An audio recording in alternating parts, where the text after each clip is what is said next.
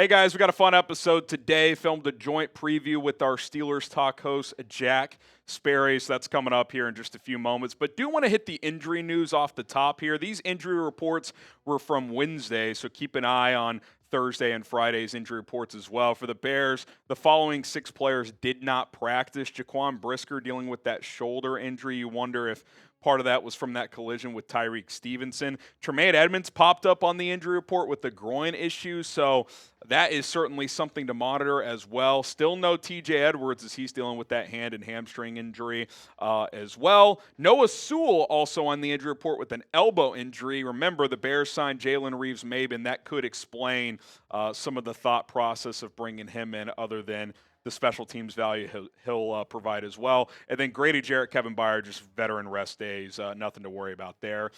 These 7 players were limited, I should say. Drew Dalman with a knee. DeAndre Swift dealing with that hip. Remember, early in these weeks, he's been kind of banged up, so not too concerned there. Travis Homer pops up with the hamstring knee injury, so we'll keep an eye on that. Same with Darnell Wright with the pec, but with him being limited, I'm not too concerned. Tyrique Stevenson, good to see him at least limited. He got banged up pretty bad in that last game with that hip and calf injury. And then Jaylon Johnson and Kyler Gordon, who do have their practice windows open. They were limited on Wednesday. I would guess if they are not full participants on Thursday, they likely will not play this week, but keep an eye on those injury reports throughout the week. For the Steelers, Aaron Rodgers told reporters on Wednesday that he's still rehabbing, hoping to practice today on Thursday with that left wrist issue. They're still working through options in terms of how to protect it. Jaylen Warren with the ankle, he's their lead runner, so that is something to watch. Alex Highsmith with the pec did not practice, one of their top pass rushers, and then 3 veteran rest days for Jonnu Smith, Cam Hayward, and TJ Watt. Isaac Seumalo was limited with a pec injury. I would imagine he plays. One of their starting guards, but wanted to mention that. And then Darius Slay, who was in the concussion protocol last week, did not play, is expected to return. Sounds like he's either cleared or is going too soon. He was a full participant. And then Cole Holcomb, who's been dealing with an illness, he practiced as well. So those 2 guys should be fine. All right, if you want the Bears to win their 8th game in their last 9 games, hit that like button. Let's keep the streak rolling. And without further ado, little Bears-Steelers joint preview with my guy, Jack Sperry.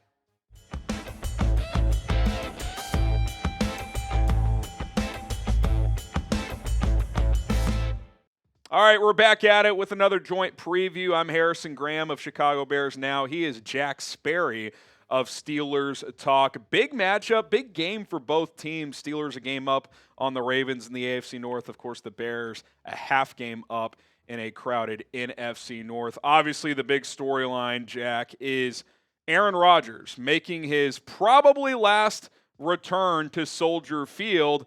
But is he going to play? I think that's where we should start here. We don't have the full injury picture, but what's the latest and what's your kind of take on the situation? So right now, obviously, Rodgers is dealing with a fractured wrist. It's on his non-throwing hand. So right now, kind of the big thing is whether or not they can stabilize it and find a brace where if he has to brace himself against the ground, he can stay safe. Then also if it's not going to affect the way that he plays. Head coach Mike Tomlin said this week that he needs to see him practice and he needs to see a good practice from him on Friday in order for him to play.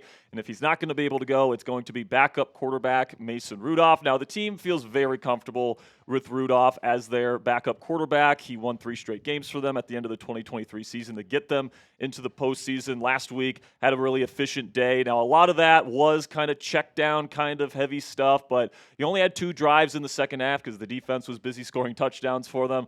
But he did a good job converting on 3rd and longs, getting into the end zone on one of those drives.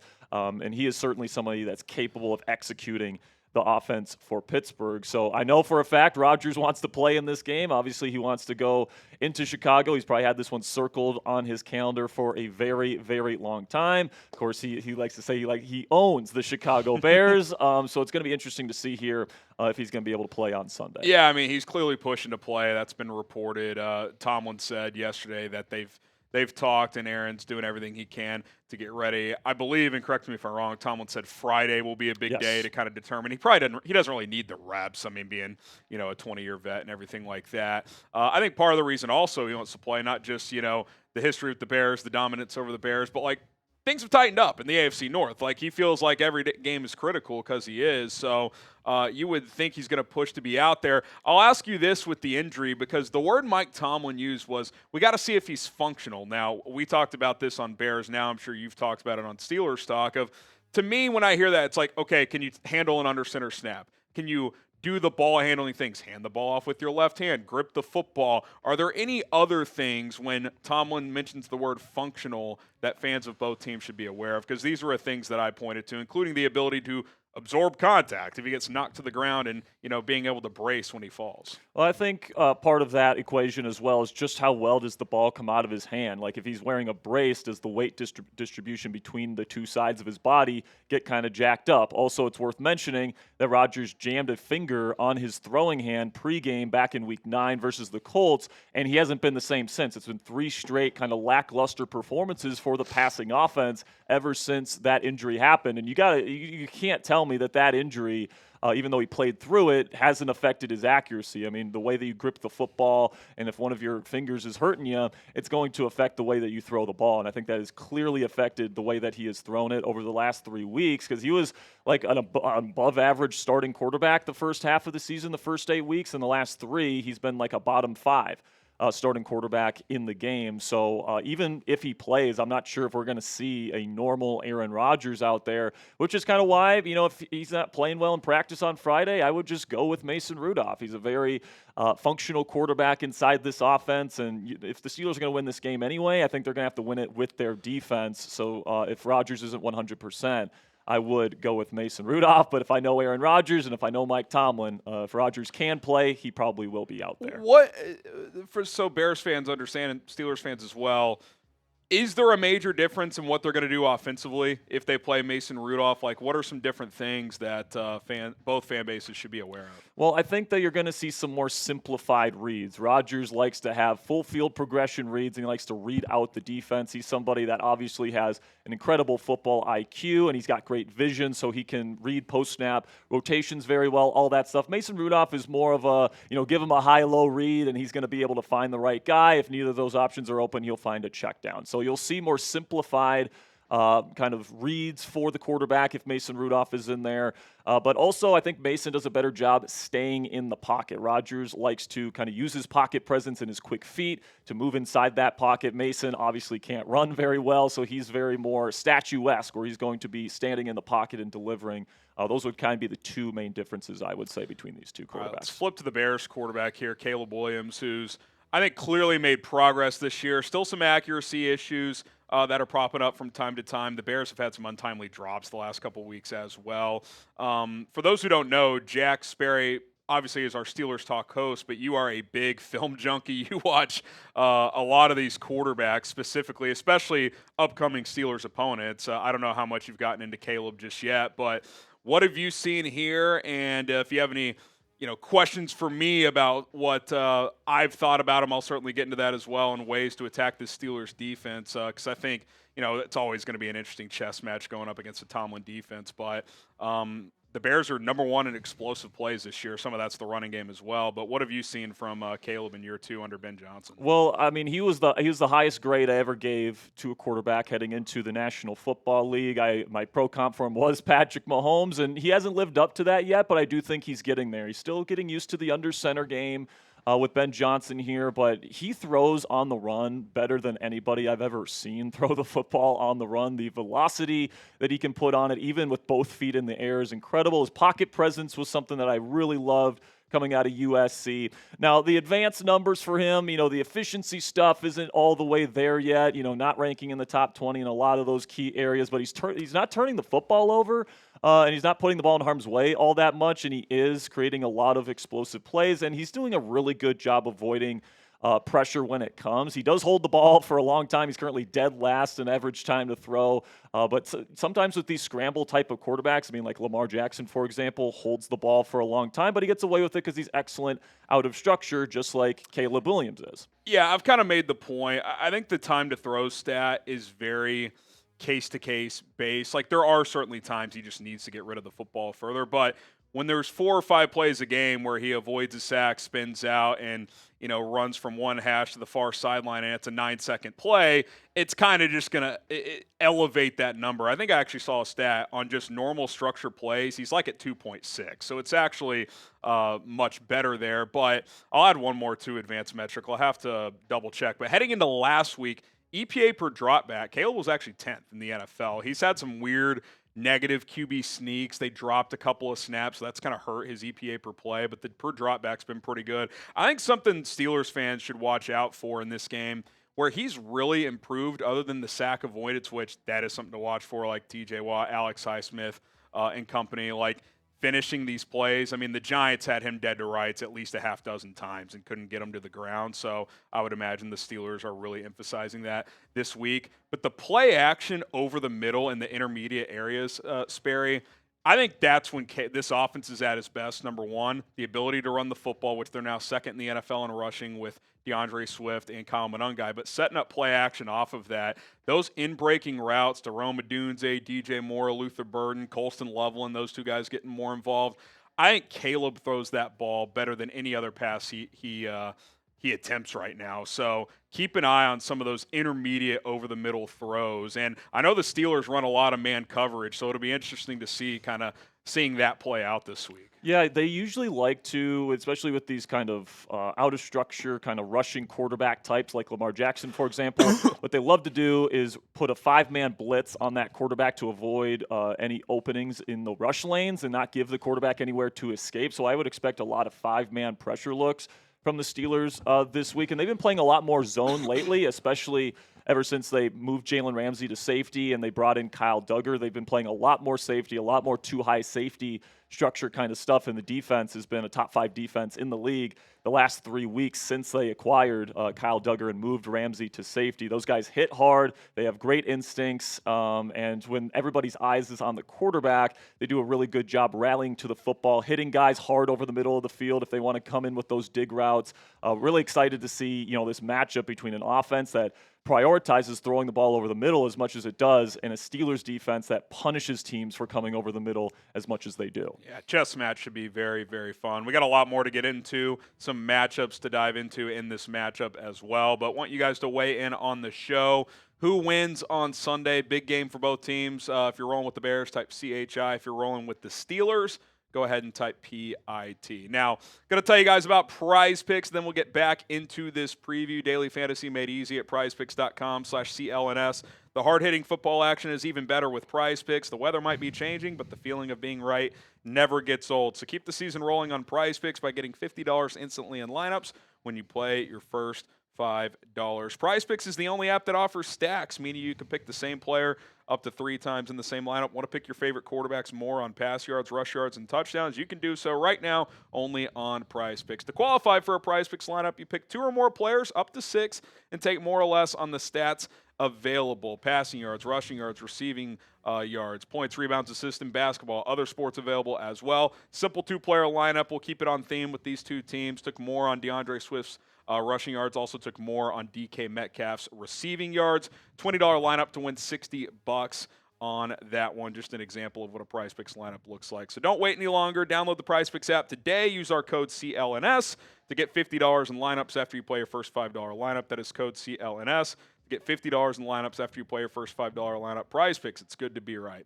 Wanted to ask you about the running game, Sperry. Obviously, whether it's a diminished Aaron Rodgers or Mason Rudolph, you would think that Arthur Smith is going to want to run the football. It feels like it's been mixed results this year for Pittsburgh on the ground. How's that been looking lately, and would you expect a run-first approach this week? Yeah, Arthur Smith is well known for wanting to establish the run. I mean, last year they were terrible at running the football, and they were still top 5 in rushing rate. Once again, they're rushing the football quite a bit this season. Jaylen Warren is one of the more underrated running backs in football. Makes guys miss very, very consistently. He's got good long speed, a great spin move, contact balance. out the wazoo. So he's going to get quite a bit of the workload in this game on early downs. And what the Steelers have done differently this year, and what has actually been copycatted by a lot of different teams in the league, is that they've been playing a lot of jumbo personnel, which means you put that sixth offensive lineman out there. Spencer Anderson has been used as that jumbo tight end, and then of course you got Darnell Washington, who's 311 pounds. I saw that today. As another kind of tight end / offensive lineman. So especially for teams like the Bears that like to base out of nickel, they're going to have to play heavier than what they're used to in this ball game to keep up with the size matchup. Last week, the Cincinnati Bengals did a good job of that. Jumbo personnel, I think they only had 15 yards on 10 jumbo runs, so it wasn't as successful last week for the Steelers, but this has certainly been the bread and butter of the Steelers offense this year, and it's got to be the main thing that the Bears try and take away. Yeah, I'll be curious to see if the Bears play more base defense in this game. They haven't done a ton of it this year. TJ Edwards has missed half the games. We're filming this on Wednesday, so keep an eye on the injury reports throughout the week. Obviously, if you're watching each of our channels, we'll update them on a daily basis, but depending on when you're watching this, it may not be the up-to-date. So don't know if TJ Edwards returns for this game. He's missed the last couple of weeks. Same with Jaylon Johnson and Kyler Gordon. Both their practice windows have been opened. We'll see if there's a chance one or both could play on Sunday. That would obviously provide a lift for Chicago.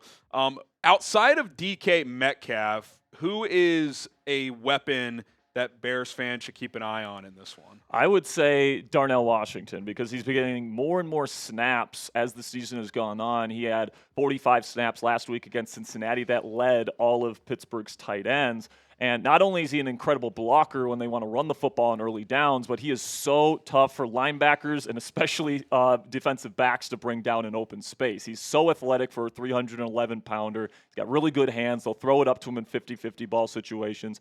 He really is an X factor for the Pittsburgh Steelers offense, in an offense that really doesn't have many of those X factors. So outside of DK Metcalf, who obviously is another big guy that can really run, if you give him a head of steam, Darnell Washington's that other big guy. And something that they've been doing lately that's been really fun is that they've been running mesh with Darnell and DK running the mesh there. So you have to pick your poison of which big guy you want to guard. Two physical specimen there. Yeah, we'll see. I'll be curious to see who the Bears kind of match up with Darnell Washington. Probably some Tremaine Edmunds at times, who's played better in this Dennis Allen defense. Jaquan Brisker could be an option there as well. I mentioned the Bears running attack earlier. Sperry, second in the NFL in rushing, and this was after kind of a poor first month running the football. They couldn't get things going, but they've really picked it up with DeAndre Swift, who's had a much better year with his vision. He's just trusting the blocking more. I think a lot of that is just A, better scheme under Ben Johnson, and B, the investments the Bears have made up front. And then rookie Kyle Monangai has really come along. Swift missed a game against the Bengals, and Monangai ran wild in that one. And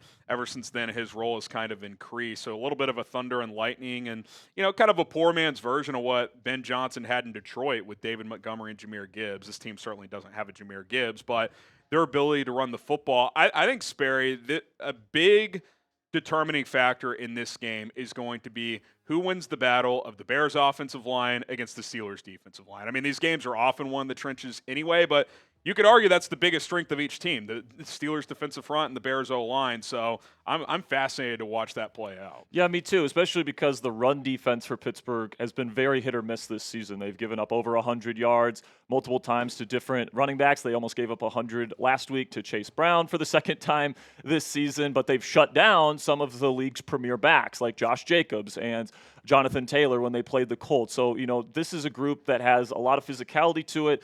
I think it's more pass rush centric, and certainly Patrick Queen and Peyton Wilson, their second level players, can be hit or miss, but I think a big addition to this Steelers run defense as of late in particular has been Jalen Ramsey and Kyle Duggar at safety, because they play a lot of these two high safety looks now with those two safeties, and they ask these two safeties now to really carry a lot of the load and cleanup work on the back end there, because obviously if you're playing with two high safeties, you got one less guy in the box, so you're going to have to rely on your safeties a little bit more in run defense. And those two guys, super physical players, great tacklers, and they have really allowed the Steelers to play more of that two-high structure, which I think has really allowed this defense to play better these last 3 weeks. Yeah, Kyle Duggar's played pretty well in that scheme. For whatever reason, it was not working in New England. All right, do you have any other, matchup things you want to dive into, X-Factor thoughts, or things that Bears fan should keep an eye on, or vice versa? Thoughts on certain Bears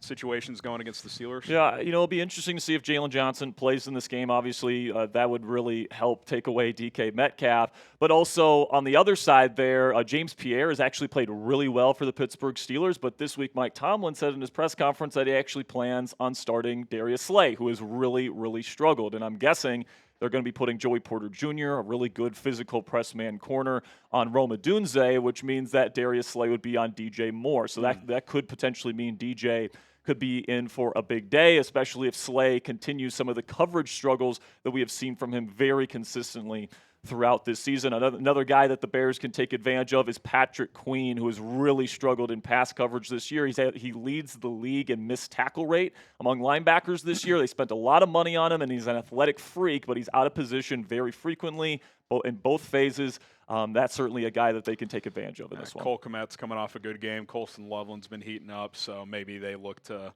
Ben may look to find some one-on-one matchups with him or some opportunities to exploit that.